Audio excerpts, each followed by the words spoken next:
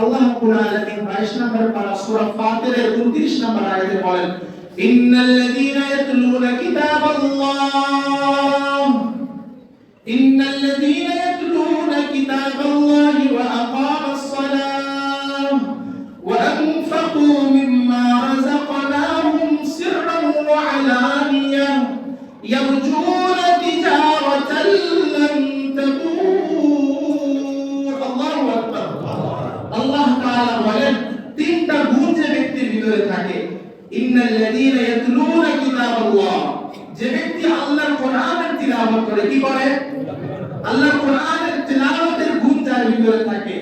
এমনি হাদিসে আসছে যে ব্যক্তি কোরআন তিলাওয়াত এত বেশি করে যে আল্লাহর কাছে চাওয়ার সময় পায় না, আল্লাহর কাছে নিজের ব্যাপারে চাওয়ার সময় পায় না। হাদিসে আসছে অন্যরা যা চায় আল্লাহ না চাইতেই সবকিছু একে দান করে দেন। 2 নাম্বার নামাজ, আকামুস সালাত, 5 ওয়াক্তের নামাজ জামাতের সাথে পড়ার নিয়ত করি পুরো বছর। 3 নাম্বার হলো দান সদকা করা। দান সদকা দুই ভাবে, সিররান ওয়া আলানিয়া, গোপনেও সদকা করে, প্রকাশ্যেও কি করে?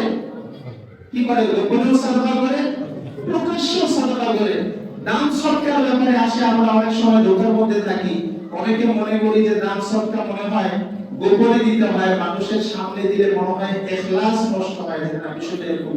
আল্লাহ তাআলা এখানে বলেন সিররুন ওয়া আলানিয়া। সিররুন মানে হচ্ছে গোপনে, আলানিয়া অর্থাৎ প্রকাশ্যে। অর্থাৎ দুই ভাবে সদকা যারা করে, আল্লাহ তাআলা বলেন ইয়ারজুনা তিজারাতান লান তাবুর, যারা এই তিনটি কাজ করলো সেজন্য আল্লাহর সাথে এমন ব্যবসা করলো যে ব্যবসার মধ্যে কোনো ক্ষতির আশঙ্কা, কোন কিসের লসের কি নাই আশঙ্কা।